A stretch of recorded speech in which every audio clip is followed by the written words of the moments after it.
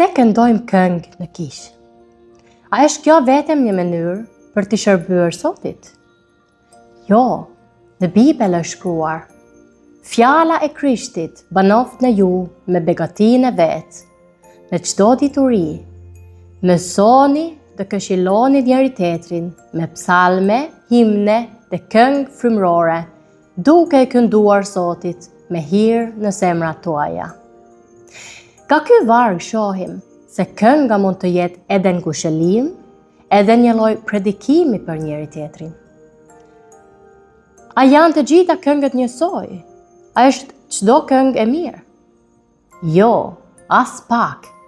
Duhet të jemi të kujdesshëm kur zgjedhim këngët, sepse kur këndojmë ose dëgjojmë një këngë, ajo vepron mbi ne ashtu si një predikim. Nëse është një këngë me kuptim të keq dhe dëgjojmë vazhdimisht, ajo mund të ndikojë mendjen tonë të mendoj se ajo është e vërtetë. Prandaj, nuk është e njëjta gjë.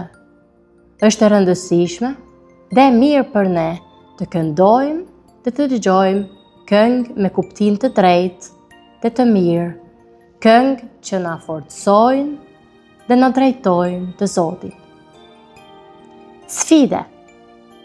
Kur dëgjoni muzikë sot, shikoni pak çfarë këndojnë vërtet, edhe çfarë kuptim ka.